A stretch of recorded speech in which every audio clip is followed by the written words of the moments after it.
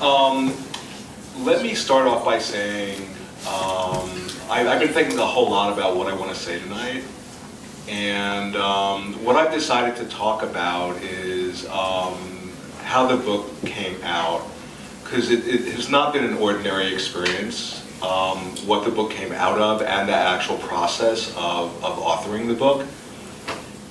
And so I'm going to go back to 1981, where I was in profound pain and deep suffering, to the point where it was clear that, well, I had to deal with something in myself, or I was basically in real trouble. And I don't want to focus on this, but it's important just to create context. I'm an only child, and it wound up that my father was really this very sick man who didn't deal with his own darkness, and the way he dealt with it was just to project out his shadow onto others. And being the only child, at a certain point I became the recipient of that, and that's having everything to do of the suffering that I was in. And it was so intense that I knew I couldn't go on with my life unless I kind of decoded what was happening. And so I went into the suffering in the sense that, you know, I quickly figured out that I couldn't figure my way out of my suffering with my mind. And so then I just stepped back and began to watch what was happening. And that was the only thing that actually in any way made my suffering, made me feel any better. So I began just more and more doing that and just contemplating and watching and witnessing. And then after months and months, we're talking maybe, I don't know, 18 months, 20 months, something like that, of doing that 4, 5, 6 hours a day, every day, something happened. And one way of describing what happened is that I got hit by this lightning bolt. But it wasn't in the sky, it was inside of my mind, of my brain, just for a nanosecond. And then I went into this altered state. So what I want to do is tell a little bit of the story of what happened next, because it really creates the context for how the book came out. So that next day, I was in such a non-ordinary state compared to my typical conditioned self, that a friend of mine, who I was out in the Bay Area at that point, he was visiting from the East Coast where I'm from, and he thought I was having this psychotic break, which to all appearances it looked exactly like that, because I was acting a little bit, you know, not like my ordinary self. So he brought me to a hospital, and we were in this hospital in the waiting room, and they checked me out, and then they called an ambulance and brought me by ambulance to this other hospital, where I was admitted to my first mental hospital, psychiatric hospital. And what happened upon entering the psychiatric scene changed my life forever. And what happened was as follows. It was nighttime. They bring me by ambulance to this hospital. They admit me into the psych ward. They bring me into the very first, it's like the lounge for the psychiatric patients, and all the patients are there. And I walk in and I see right away there's one woman, and her eyes are blind. She can't see. Her eyes are just totally, you know, not radiant or transparent. They're just opaque. And I'm not even thinking about what to do at that point. I just am so in the moment, because I really have this deep process of just letting go. And I find myself walking right up to her and staring her in the eyes, and it was like I was given a script to say, and I began saying it like I was a channel for something. You know, well, we've all had that experience where all of a sudden just some phrase falls into your head, and that's what was happening. And what the phrase was all you have to do to see is open your eyes and look. And I kept on over and over just saying that phrase as I kept on getting closer to her eyes. The whole thing took maybe not even a minute. And at the end of that minute, she had regained her sight. And as if it was choreographed, at that exact point, the attendants came in and they took me and they brought me to another room and they strapped me up on a bed, you know, legs and hands strapped up, and that's where I spent the night. And, you know, just to comment, it was an interesting night for me, let's put it that way, because here I was having this mind-blowing spiritual awakening. The experience, the subjective experience I was having was realizing, oh my God, this is a mass shared dream, and I'm beginning to see that, and this experience just happened with the blind woman, and then I began feeling, wow, anybody I would think about, I was imagining that they were coming along with me in the awakening. So I began thinking about all my friends and family, and then I just began more and more extending it until it became all beings that I was just imagining bringing along with me. So then, to make a long story short, the very next day they unstrap me and they bring me into this room, and I'm sitting at a table, you know, I'm in a chair, and the only other person in the room is this woman who's now not blind but can see. And she's smiling at me and not saying a word. And then all of a sudden I understood what had happened the night before, or it would, at the very least from one point of view. My heart chakra just completely blossomed, and I never had that experience so fully. And then I understood, oh, I get it. Her eyes were physically fine, but inwardly she was not letting herself look. And somehow this deeper part of me saw that. And then she says to me, right after I had that insight, she says to me, the only thing that I remember that she ever said to me, she goes, aren't you going to answer the phone call from, and she mentions my father's name. And within, I don't know, seconds, 5-10 seconds, into the room walks the nurse and says, Paul, your father's on the phone, because my parents had gotten word that their only child had had a psychotic break. And so, to make a long story short, I got out of that hospital after 3 days because the doctor in charge of me, he convinced me. He told me that I had to show him that I wasn't crazy, or he was going to keep me there for a long time. And I didn't. At that point, I was so like surrendered that I didn't really care about where I was or what was happening. But when I thought about it, I mean, it was May, spring, it was beautiful outside, and I was thinking, well, I don't really want to stay here. So I just immediately, forced myself back into my typical neurotic identity and began talking about my problems with my father and my guilt and my whatever. And he said to me, fine, you can go, you're normal. That's how I got out of the hospital, And so I got together with this doctor. I called him up and we got together the next week, and I had, well, what he told me was interesting. He says the fact that I could do that I could be fluid between the identities like that, and not just be fixed in a particular, perspective, that was proof to him that I wasn't crazy, and I can appreciate that. And then I told him about the blind woman. He got really uncomfortable and couldn't talk about it, and cited patient confidentiality and all that. And so when I got out of that hospital, I knew, when you have an experience like that, you know something really profound is happening.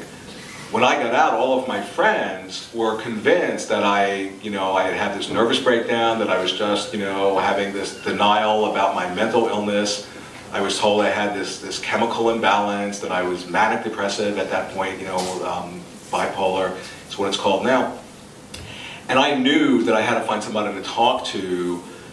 So within a few days, I was sitting at the feet of the greatest enlightened Buddhist master from Southeast Asia, this 85-year-old master who coincidentally had happened to come into the Bay Area right at that point. And we made this incredible connection that I didn't really understand. And okay, over the next year, maybe 3, 4, 5 other times, I had this propensity to get myself thrown in mental hospitals.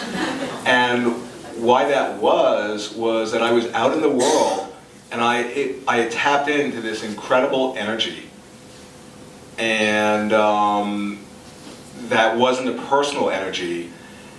And I was in the process of integrating it, but I wasn't in a container. I wasn't in an ashram, a monastery, or anything like that. And so I wasn't skillful at being able to creatively express it in a way that wouldn't freak people out, because it was so creative, and I was feeling so unbelievably creative, like I was on the cutting edge of like the Big Bang itself. So a number of times I kept on getting thrown in hospitals, and always diagnosed and then medicated, and my parents bought in, because in their world, if somebody's a doctor, they're an authority, and they have some sort of knowledge or something. And as I kept on getting thrown in hospitals and diagnosed, when somebody's going through an experience like that, it's like your psyche is disintegrating towards potentially a higher integration, in a way almost like your inner constitution is getting like rewritten, and you're in a fragile, very vulnerable state. And as I was getting thrown in the hospitals and diagnosed and pathologized, because what I've learned is that psychiatrists are trained to pathologize, the sicker I got. And the sicker I got, the more that confirmed to the psychiatrist the truth of their diagnosis, that I was in fact mentally ill. So they would even see me even more that way, which, I would be influenced by that, and I just got sicker and sicker. And to the point where then when I began actually talking about the abuse with my father, then I got pathologized for that, and it was a nightmare. So one of the contexts out of which this book has come is a direct encounter that I've had in my life with evil. And I'm not saying that psychiatry is evil. So many psychiatrists are beautiful people, well-intentioned. I'm not saying my father was evil. No, he was just playing a role in the family system or in the field. But what I'm saying was that coinciding with the part of me that was awakening was at the same time this other part of me that was having a real direct experience with this dark energy that seemed to be in opposition to the light. And it was really, it got my attention to the point where the whole while I was taking notes and drawing maps of what was happening. I mean, the whole while, like all the mental hospitals I was in, I was doing a self-portrait during each one, like one self-portrait. So that whole part of my life I have, in an image. But it became clear to me, so then by the final hospitalization, which was 82, and the doctors were in complete agreement, I have this mental illness, you're gonna have it for the rest of your life, I'm gonna need to take medication till my dying breath. And I should just, comment that I haven't been on any medication for over 3 decades with no episodes in quotations, and which seems to, be not possible from the psychiatric point of view. Now, the thing I should also say is during that time of all the hospitalizations, like I told that one story with the blind woman, that was not a physically impossible event. That was, and I talk about this in the afterword to the book, that was just a very highly improbable event. But there was stuff that happened in my life that was seemingly totally physically impossible, that was not supposed to be happening in the third dimension that we're in. And it was happening again and again, and I was connecting with these great teachers, with these enlightened beings from Tibet and Burma. And it would typically happen when I would be around them. And now I understand that I was being shown something, and one way of articulating what I was being shown was that this reality that we all are sharing right now is of the nature of some sort of collective dream. That's in a sense the foundation of what the book is pointing at. Now, the book, so it's funny because when I was writing the book, the publisher, they sent me a questionnaire, and one of the questions was, oh, well, what made you write this book? And it really sparked a whole investigation in me, and then it made me really get in touch with what I'm talking about right now, because the thing about what I've understood in my own process is that the way, so many people are interested in, oh, let's awaken and wanting to go towards the light. And one of the things about the light is that it's not of any benefit at all, light, unless it illumines darkness. And what I've learned, and this isn't just me, this is so many people who are way smarter than me talk about that the way to enlightenment is by making the darkness conscious. And that's what I'm doing, or that's what I'm attempting to do in the book, okay? Now,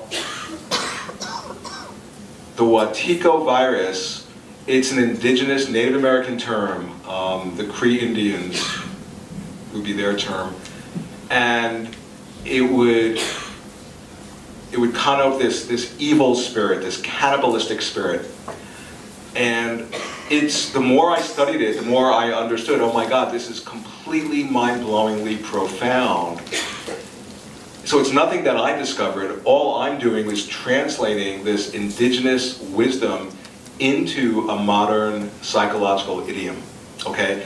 Because what I'm pointing at in the book again and again, in as many ways as I can imagine, is that the source of evil that's actually at the bottom of what's playing out in our world, in case people aren't aware of it, we're having a collective psychosis of titanic proportions in which our species, we're killing ourselves. We're destroying the biosphere, the life support system of the planet. Okay? Now, the thing with Wetiko is that, or this evil spirit that's informing what's playing out, is that the origin of it is the psyche. Okay? The origin of it is the collective unconscious, which we all share. And it is, I don't know what other words to use, it is the trippiest phenomena because its source is in the psyche and it synchronistically explicates itself through the medium of the outside world, which is to say that it's as if this virus that is in the collective unconscious itself somehow extends itself out into the world and actually configures seemingly outer events so as to synchronistically express something that's happening inside of us. Okay, now one other way of saying that is that what's happening in the world is an actual reflection of what's happening inside of us. And when you begin to see that, and if you just step back for a moment, what I just described, that's like a dream. Because what is a dream? A dream is a reflection of the dreamer. Okay? Now, the thing about the Wetiko spirit, this evil spirit whose origin is the psyche, so it's an actual dis-ease of, it's a psycho-spiritual dis-ease of the soul. And one way of understanding it, it's a form of of blindness. It's interesting because I think about that woman who was blind. And if I can just go back to that blind woman story and do a quick commentary, I didn't realize it then, but I now know, oh, encoded in that experience with that blind woman was the seed of my whole work. Because she was actually ready to heal, and I was just sent by this, you could say central casting or something like that. I was the one who at that point was open or in the right place at the right time or something, and I said my lines, like I had been practicing for centuries or something. It was kind of odd. But at the same time, she was the blind part of me, who I was helping to heal. So in other words, the two of us, that blind woman and I, were both dreaming each other up into manifestation. And that's one of the ways of describing the essence of my work, and what I talk about in the book is that we're all dreaming each other up. So this Wetiko virus, it's not an objectively existing virus. It's not something that, oh, we have to be afraid of. In the ultimate sense, it doesn't even exist.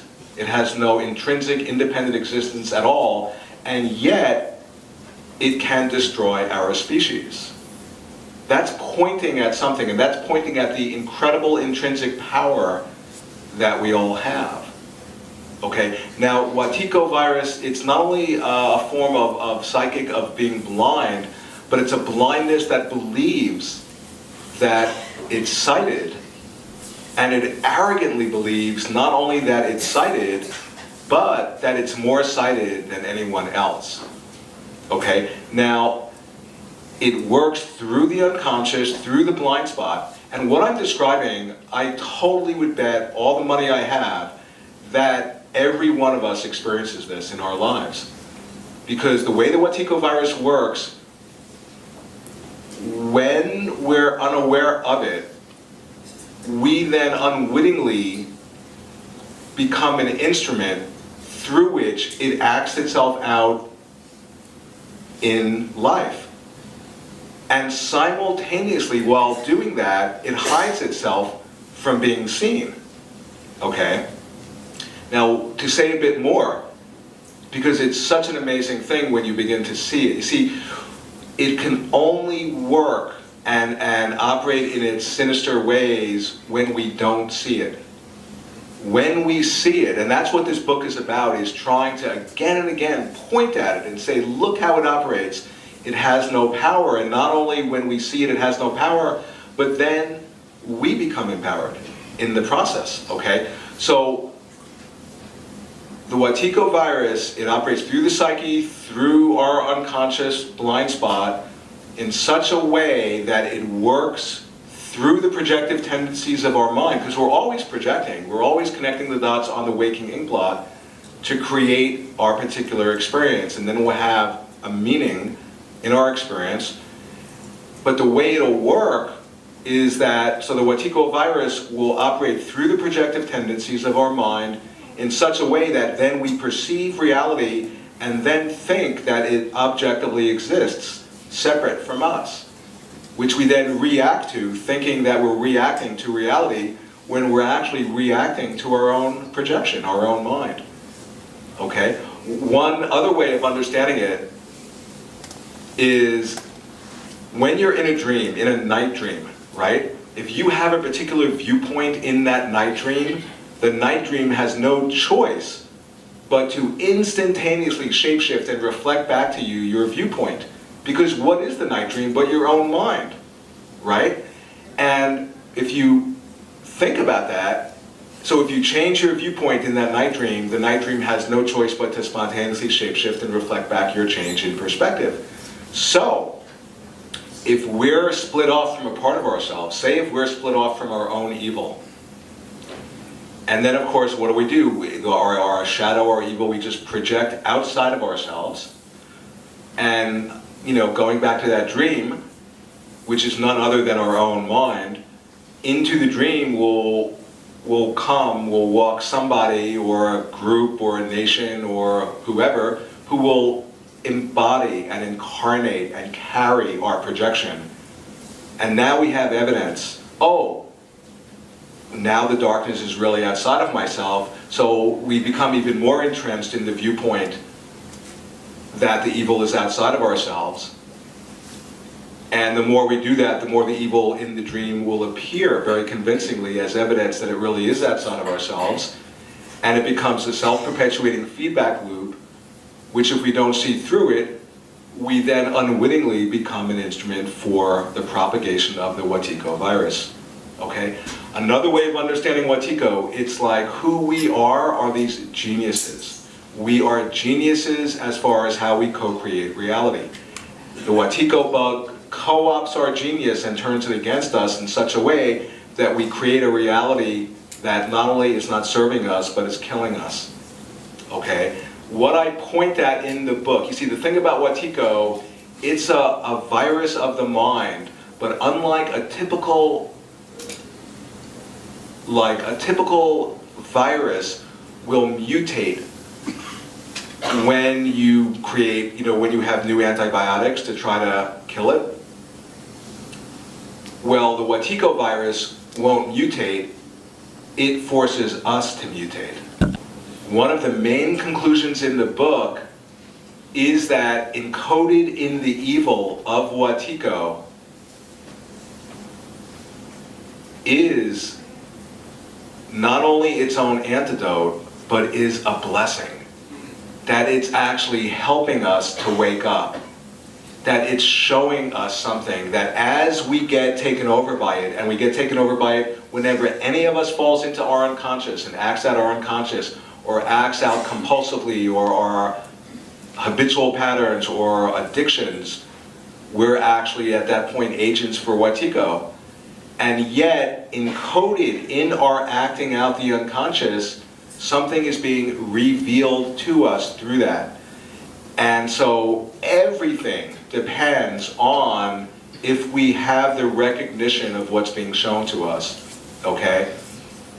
It's very quantum in the sense that, think about what is the nature, like if you contemplate light, and quantum physicists have discovered, oh wow, under certain circumstances light will manifest as a particle, other circumstances it'll manifest as this wave. It depends how you observe it. And they've discovered, oh, from that point of view, this world we live in, it makes no sense at all to talk about this world as having any objective existence whatsoever as separate from the observer, in the same way that it makes no sense at all to talk about the observer separate from this world. The observer is the observed. And so, the Wetiko virus is quantum in that, is it destroying our species or is it waking us up? It depends how we dream it. It's a dreamed up phenomena, okay? And everything depends if we have the recognition of what it's showing us. Now, a lot of people, some very well-intentioned people, are very interested in spirituality. They don't want to talk about evil. They don't want to think about evil.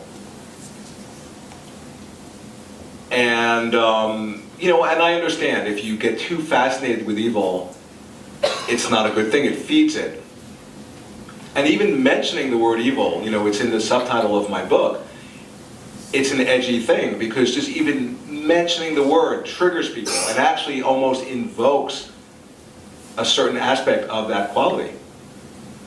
But yet, almost like homeopathy, you have to take in something in yourself to find the cure, because the evil we're seeing out in the world, when I say that Wetiko is a synchronistic, it operates synchronistically, collapsing the boundary between the inner and the outer, the evil we see in the world is actually a reflection of the evil that exists in us. And if we get too entranced in trying to destroy the evil out there and projecting our shadow and trying to destroy that darkness as it manifests in the world, we then become possessed by that very evil, okay? So the point is that one of the things that Wetiko is showing us is our own darkness, our own evil. And one other thing Wetiko is showing us is that, you see, you can't see Wetiko at all. It's invisible as long as we're identified with a separate self, with an isolated, alienated, skin-encapsulated, egoic self that exists separate from anybody else. And that's a lot of our almost habitual, typical identity pattern, is to identify ourselves as being an ego. But when you have the viewpoint of that separate self, you can't see Wetiko. It makes no sense at all.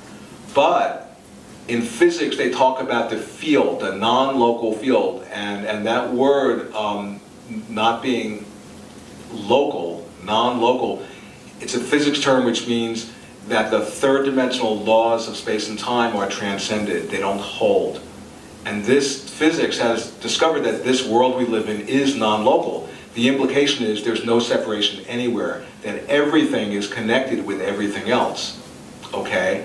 And so if we think, oh, that person, that bad guy, that terrorist, that whoever, fill in the blank, that they're evil, if we hold that viewpoint, we've then fallen under the spell of Wetiko, because Wetiko feeds off of not only fear, but polarization.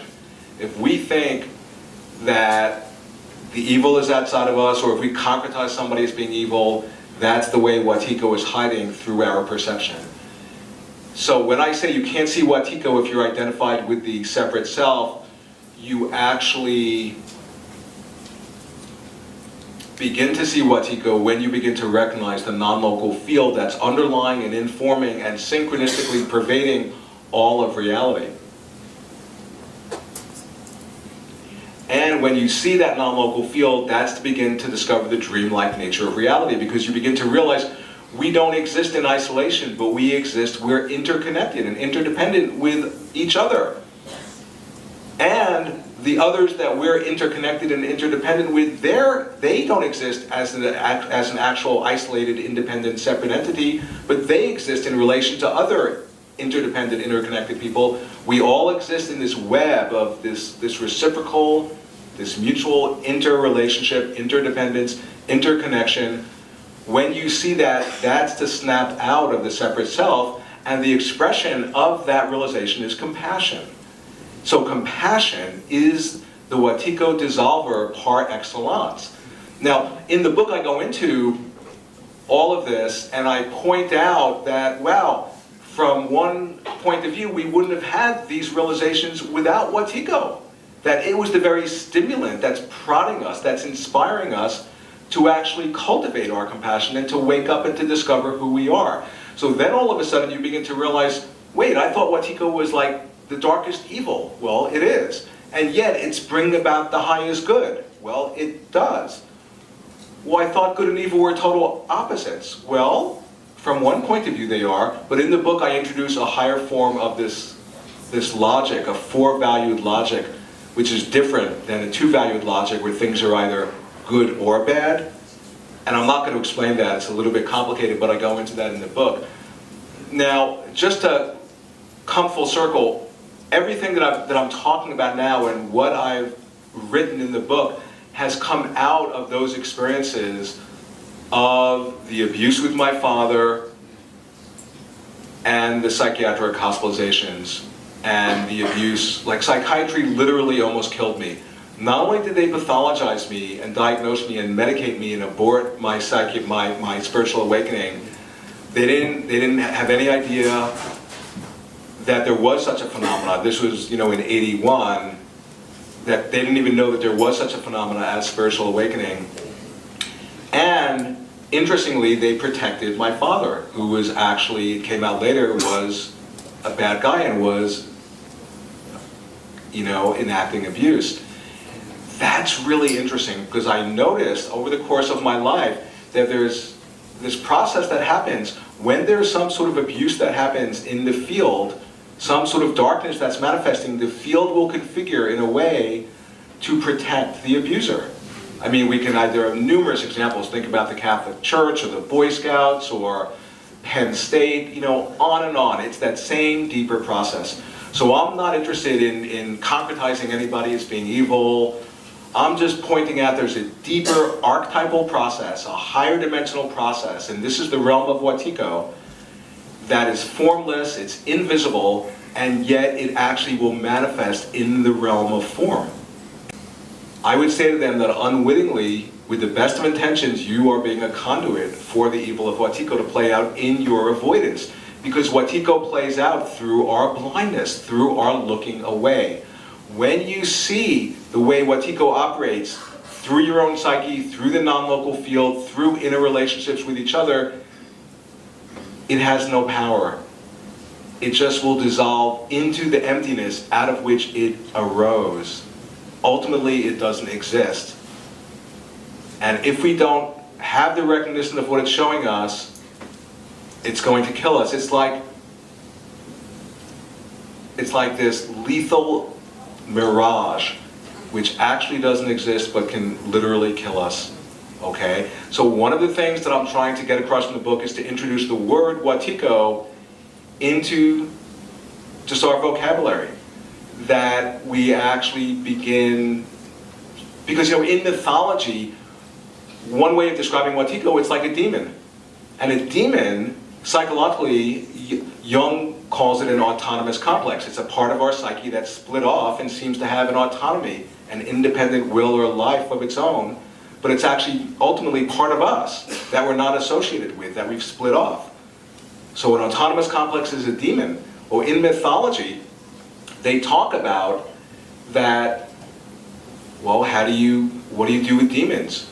You find its name. You have to find its right name, its proper name. And when you find its name, you take away its power. Okay? So that's one of the things I'm trying to do through this book.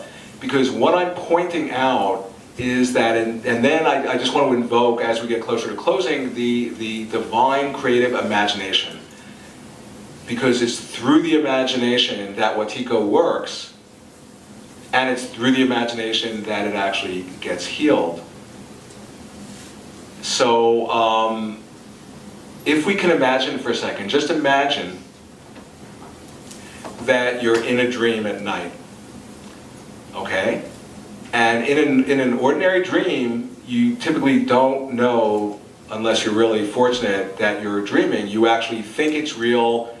You think the environment is objective and solid, and that you exist as the dream ego. In the dream, that's who you're imagining you are. And but say something happens in the dream that actually helps you to recognize the nature of your situation. That is, that you're dreaming, and you wake up in that dream, not out of the dream, but you wake up in the dream, and you have the lucidity of like, oh my God, now I recognize the nature of my situation. I'm dreaming. And what have you had the recognition of? Is that, oh, who you've been imagining you are, the dream ego, this limited ego in the dream is not who you are. That's just a model for who you are. That's just who you actually are, is the dreamer of the dream. And you realize the dreamer of the dream is not separate from the whole dream. And all of a sudden you realize, well, all of the dream characters in that dream, they're parts of you. And you know, and that's where the compassion comes in, right? But let's invoke that imagination once more. Now imagine you have that experience in a night dream, that you recognize you're dreaming. You have lucidity. And then imagine you connect with another dream character in that dream who's also realizing that they're dreaming. And they also recognize that what they're experiencing is just their own energy, their own mind, that they're not out of their mind, but they're inside their mind. Okay? Now imagine not just two people, but what would you imagine would happen if there were 10 or 100 or 500 people in that night dream who all were having that lucidity and all connecting with each other and putting their realization together and contemplating what they're realizing. Oh my God, this is all a dream. This is a mass shared dream. The way it's manifesting is a function of how we dream it. It's nothing other than our own consciousness materialized into form. Okay? And I would then suggest that in that imagination, that those dreamers who are awakening to the nature of their situation could discover that they could change the dream. Particularly when they put what I call their sacred power of dreaming together. Now, that was just a description of a night dream. And what I'm suggesting in the book, and I go into this during a lot of the second half of the book, is that what I just described is actually the nature of our situation right now in the waking dream. That as more and more of us wake up, we can connect with each other through that open heart of lucidity and compassion, where we recognize we're not separate, and we could, it's what I call conspire to co-inspire. It's a true conspiracy theory. And we can dream ourselves awake. And this is an evolutionary impulse offered to us by the universe that we're invited to partake.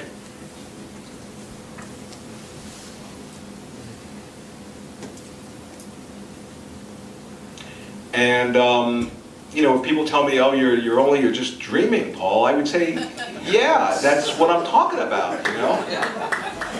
And there is something, when we come together in a certain way, we can activate the collective, the genius in all of us, and absolutely change the world. And that's what's actually not just offered to us, but it's being demanded of us by Wetiko. Because, you know, for those of us who aren't just, you know, ostriches and having a blind eye, there's this incredible, deeper, not just personal, but archetypal evil that's playing out all throughout the world. And there's something that's being shown to us. And that's what I'm trying to talk about in the book. And if I can just close with a short dream, and I tell this dream in the book, at least just a little bit of it. In this dream, I had this dream the morning two of my teachers, these great, you know, enlightened bodhisattvic beings from Tibet, were coming to, you know, coming for a visit. So I think I had a lot of energy, and I got woken up that morning by this incredible dream. And the dream was, I and a whole bunch of us, we were looking for a vampire. And we were trying to find this vampire. And we were all chanting in the dream, Bela Lugosi, you know. And then I see the vampire, I see Dracula. And I point them out to everybody else in the dream, and no one else can see him. And then I wake up. Okay? Now how come I tell that dream? Is because I'm in my imagination, I'm actively imagining that dream in my life. And as I've gotten more in touch with my own self, I've developed a fluency or an ability to articulate the way to see that vampire. And that's what this book is. And yeah, so I want to thank you very much for coming. And if there are any questions, I'd be happy to answer some questions.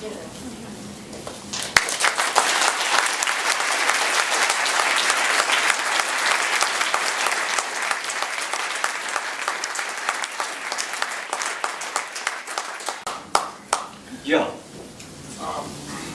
How does this tie in with John Lamlash's archons? Is there a connection there? Yeah, totally. The archons of the Gnostics, of John Lamlash, that's exactly, as far as my understanding, that is analogous to Wetiko. You know, because if people aren't familiar with the archons of the Gnostics, who the Gnostics are, they're the ones who know. That's the definition of the term. And they were tracking that there was this malevolent force that was actually, that people who had ignorance and unconsciousness, it wasn't just they didn't know, but that there was some sort of malevolent force that was stopping them from knowing, and that if people did wake up and know, this malevolent force would be dissolved. So that's one very simple way of describing the archons, and that's exactly, you know, Wetiko. The thing I should point out is that so many, I mean, every wisdom tradition I'm familiar with talks about Wetiko in their own way. So in the book, I talk a lot about Tibetan Buddhism, mystical Christianity, shamanism, the alchemical arts, quantum physics. They all, in different ways, are pointing at Wetiko. And even as I'm saying this, I can, at least in my imagination, feel Wetiko not very happy with me, because I'm like outing it. I'm like really pointing at it. And yeah, so thank you. Yeah. Would you get mad at me if I called this wet ego? No, I don't mind at all. Because the reason I'm saying that is because ego to me is very much like what you're talking about. The Yeah. ego self was a survival mechanism that's in the brain, Right. compared to the spirit that's in the heart. Yeah, sure. I don't mind whether people call it, you know, how they pronounce it. What I talk about that in the book, And I'd given it a whole different name in my Bush book. And, you know, but I don't mind at all, and I think it's not important how you pronounce it. And one of the examples I'll use in Sanskrit, there's the word Vajra, the indestructible thunderbolt, you know, and it's like the scepter that the Lama, the Guru, holds. And the Tibetans call Vajra Bedzar. And it's the way, we all have different ways our winds pass through our channels, so to speak, that in which we form language. So whether we call it Windigo, Wetiko, I don't care. Yeah. I was just shamelessly trying to be a little bit funny, but it does remind me of an ego. Sure. No, I hear that. Thank you. Yeah. Have you always been a natural public speaker, or how did you develop the courage to openly talk about it? My biggest fear growing up was public speaking. I have always been terrified of it, and which is so bizarre because it's now one of the things that I do for a living, and I still get, you know, kind of anxious around it. But what I've learned to be able to do, because I'm getting so many interviews now with the book coming out, is that to be able to tap into that nervous energy and maybe hopefully transmute it into some form of excitement. So yeah, thank you. Yeah. Are phobias Wetiko, and were you being sabotaged by Wetiko with your fear of speaking when you were younger, number one? And then my second question is, what's up with the trendiness of zombies and vampires?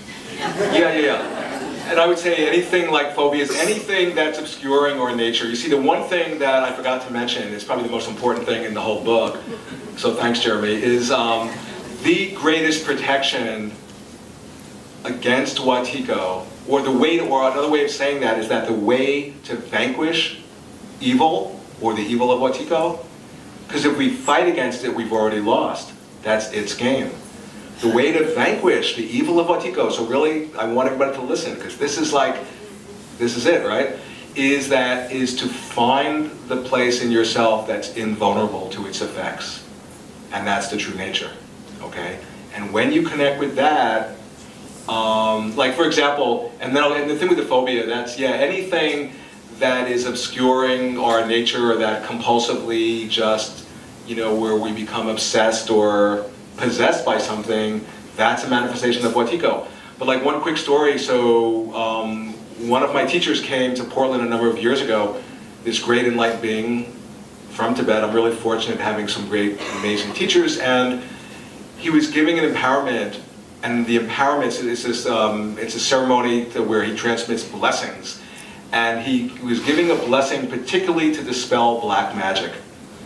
And I've never seen anything like it. We had to turn people away. There were so many people who came, wanted to get that blessing, that we didn't have space. And in the blessing, he really made something very clear. He said, look, this blessing will not dispel black magic. This blessing will dispel your belief in black magic, because that is the black magic. If you think there's something actually objectively existing called black magic, then you've already fallen under the spell. So I just wanted to say that. So, any other questions? Yeah. It would be nice if there was some group that was formed to help people kind of wake up in this dream. Yeah, I don't know, Justin. That's funny. Wow. Okay. So one thing, you know, I'm in Portland. I think you all know that, and I have these groups, and they're all based on people who are actually plugging into that we are dreaming and are awakening in the dream. They're amazing groups. They're very, let me say, psychoactive in that they activate the psyche. And I've been doing it, it's from, I don't know, 94 or something. And yeah, so if anybody's interested in that, you can email me, or my card's over there, or just be in touch. And, you know, thank you, Justin, I appreciate it. Any other questions before we close? Paul, I have a question. Yeah. Are you aware that there are pieces of the story of Wetiko that, as they unfold, need to be timed precisely so that people can embrace them as opposed to be falling into a deeper sleep? Well, you know, it's funny, that makes me think of the thing about Wetiko, it's an expression, it comes out of the atemporal dimension, the part of our being that's not bound by space or time. And I'm not quite sure how to answer what you're asking, but it does bring up, I'll just associate. I'll just imagine that we're having a dream right now, okay? And I'll just associate. And that is that in spiritual traditions, or at least in the Tibetan Buddhist tradition that I'm familiar with, there are these treasures, these spiritual treasures, that you could say the great enlightened being itself planted in the world, whether it be in the land, in the sky, in water, or in our mind. And then at a certain point, something will happen. And we're talking, these treasures will be planted at a particular moment in time, even though they're sources from outside of time. And then the person who's fated, who has a destiny to discover these treasures, will then discover them sometimes centuries after they're planted. And it's like this like vitamin, this multivitamin, where it'll be exactly what's needed at that moment in time to help people awaken. And this always interested me. I actually wrote an article about this very thing. It's on my website. And because, like, I'll just give you an example. Say if tomorrow I have to remember something. And I don't know about anybody else, but as I'm getting older, my memory is not working as good as it used to. And so, a strategy I'll use, I'll take something and I'll put it in front of the front door that I know I'm going to leave my front door to go to get my coffee. By the way, this whole book was written Sound Grounds Cafe, 37th and Belmont, the best cafe in the universe. It's on film. That's where this book was written, every morning for 5 months. And so, but I'll put something in front of that door, and then as I'm staggering out in the morning to get my double Americano, I'll see the object right in front of the door, and it'll remind me, oh yeah, I need to get that thing, whatever that thing is. And that interests me because, so here's a present self that's doing something in this moment, i.e. putting something in front of the door, to communicate to a future self, to help it remember something. So just with that as a contemplation, it makes me think, oh, I wonder if there's like a deeper self in us that's actually setting up our life in a way, in this similar way, to help us to remember stuff at exactly the right time. So that's kind of what your question brings to mind. I have no idea if that answers your question, but I appreciate that it brought that out, so thank you. So how about like one, let's see, or we have like a couple of minutes. Yeah. I very much appreciated your talk tonight. Okay. Connecting lots of dots. And I'm wondering, with the taping, will this be available for us to share with people that couldn't make it here tonight? Yeah, that's the point. No, I appreciate that. So this tape is going to be available on my website and on like my Amazon. There's an author page, the internet, the YouTube channel or whatever it's called. I'm pretty new to the internet thing, Your website, we can get this talk. Yeah, I would say check back to my website probably within a week, or whenever. It's going to be edited, and then it'll be available. The whole point of it being filmed is I wanted to share this, not just with all of you, but for whoever is interested, who are not just in Portland. Yeah, so thank you. Yeah. So what do you plan to write next? Well, it's interesting. Okay, I do have something in mind. Of course, this is like my worst nightmare, right? Right after I finish the book, I come across some books that I'm like, rats, why didn't I find these books before I finished my book? And it's about the Kabbalah.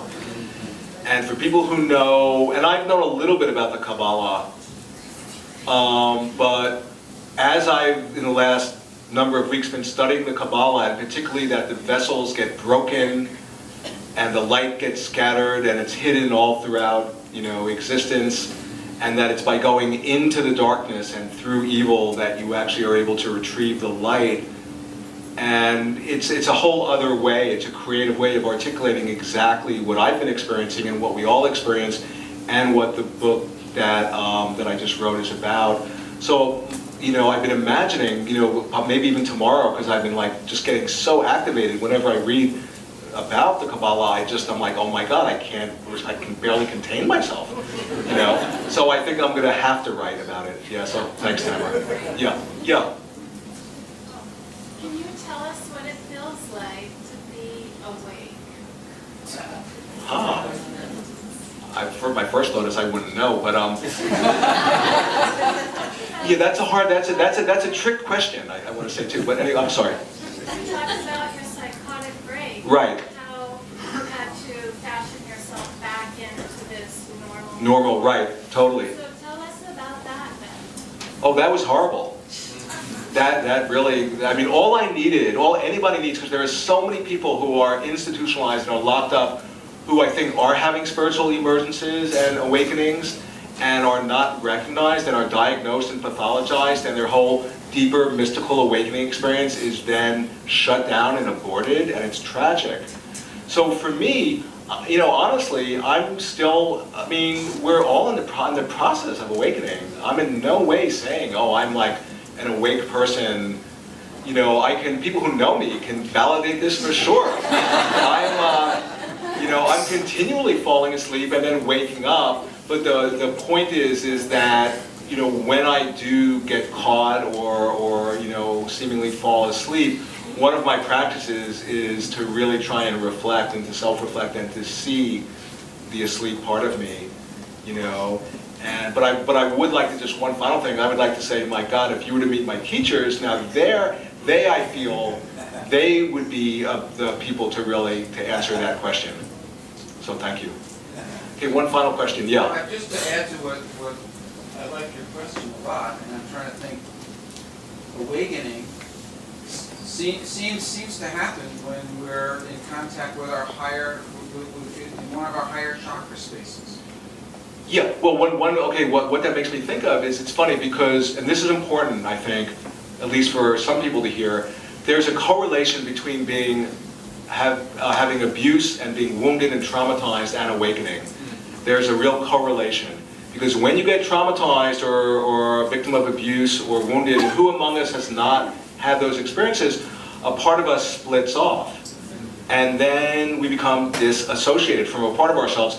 That activates the archetype of the shaman. The shaman is then somebody who then goes off in search of the part of themselves that's like frozen back in time, and that's, you know, disassociated from their wholeness. And they're able to bring, you know, hopefully to retrieve, to remember that split off part of themselves back into their wholeness. And in a sense, what I'm describing, that's all of us. All of us are shamans in training. And you could even see the collective, what's happening collectively in our world is we're having this collective nervous breakdown, and it's a shamanic initiation, which is a death rebirth experience. And the death is the death of the separate self, and the actual birth is the birth into a more expanded consciousness where we recognize our interdependence, interconnectedness with each other and with all things. And just one final thought, bodhisattva, the word bodhisattva, my favorite definition of the word bodhisattva is a being in the process of awakening. And who among us is not in the process of awakening? And the idea of a bodhisattva is that instead of putting our attention on our own narcissistic self and our own suffering, by actually being here for the service of others, paradoxically, that's the very stance that alleviates our own suffering. So I want to thank you all very, very much. Thank you.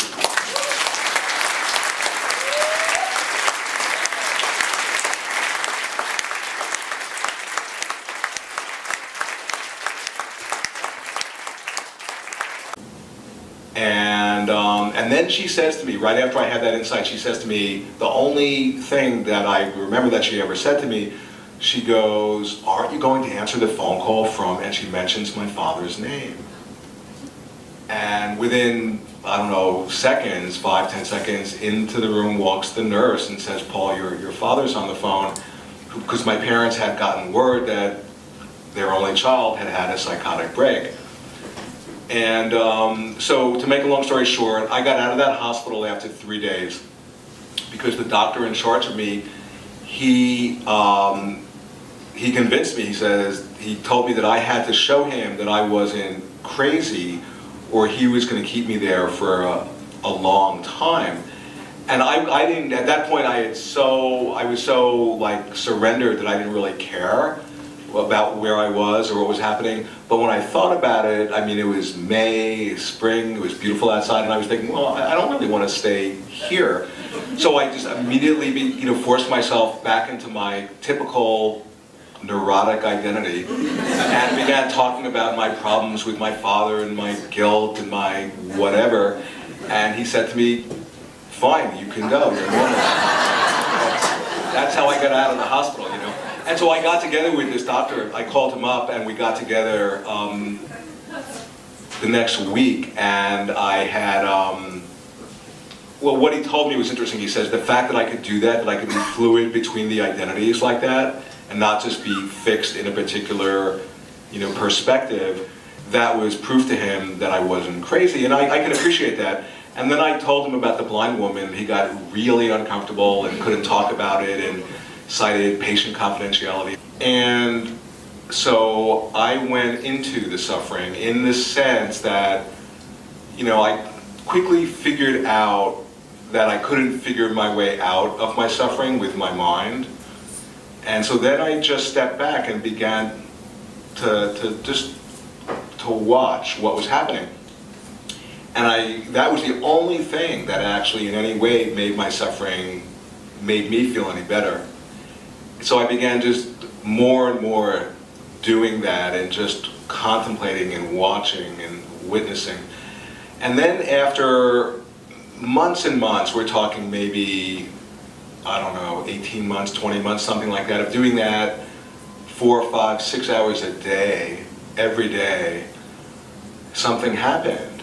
And one way of describing what happened is that I got hit by this lightning bolt. But it wasn't in the sky, it was inside of my mind, of my brain, just for a nanosecond. And then I went into this altered state. So what I want to do is tell a little bit of the story of what happened next, because it really creates the context for how the book came out. So that next day, I was in such a non-ordinary state compared to my typical conditioned self that a friend of mine, who I was out in the Bay Area at that point, he was visiting from the East Coast where I'm from, and he thought I was having this psychotic break, which to all appearances it looked exactly like that, because I was acting a little bit, not like.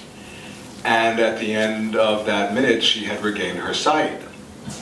And as if it was choreographed, at that exact point, the attendants came in and they took me and they brought me to another room and they strapped me up on a bed, legs and hands strapped up, and that's where I spent the night. And just to comment, it was an interesting night for me, let's put it that way, because here I was having this mind-blowing spiritual awakening. The experience, the subjective experience I was having was realizing, oh my God, this is a mass shared dream, and I'm beginning to see that, and this experience just happened with the blind woman, and then I began feeling, wow, anybody I would think about, I was imagining that they were coming along with me in the awakening. So I began thinking about all my friends and family, and then I just began more and more extending it until it became all beings that I was just imagining bringing along with me. So then, to make a long story short, the very next day they unstrap me and they bring me into this room, and I'm sitting at a table, I'm in a chair, and the only other person in the room is this woman who's now not blind but can see. And she's smiling at me and not saying a word. And then all of a sudden I understood what had happened the night before, or at the very least from one point of view. My heart chakra just completely blossomed, and I never had that experience so fully. And then I understood, oh, I get it, her eyes were physically fine, but inwardly she was not letting herself look, and somehow this deeper part of me saw that, my ordinary self. So he brought me to a hospital, and we were in this hospital in the waiting room, and they checked me out, and then they called an ambulance and brought me by ambulance to this other hospital, where I was admitted to my first mental hospital, psychiatric hospital. And what happened upon entering the psychiatric scene changed my life forever. And what happened was as follows. It was nighttime. They bring me by ambulance to this hospital. They admit me into the psych ward. They bring me into the very first, it's like the lounge for the psychiatric patients, and all the patients are there. And I walk in and I see right away there's one woman and her eyes are blind. She can't see. Her eyes are just totally, you know, not radiant or transparent. They're just opaque. And I'm not even thinking about what to do at that point. I just am so in the moment because I really have this deep process of just letting go. And I find myself walking right up to her and staring her in the eyes, and it was like I was given a script to say, and I began saying it like I was a channel for something. You know, we've all had that experience where all of a sudden just some phrase falls into your head, and that's what was happening. And what the phrase was all you have to do to see is open your eyes and look. And I kept on over and over just saying that phrase as I kept on getting closer to her eyes. The whole thing took maybe not even a minute.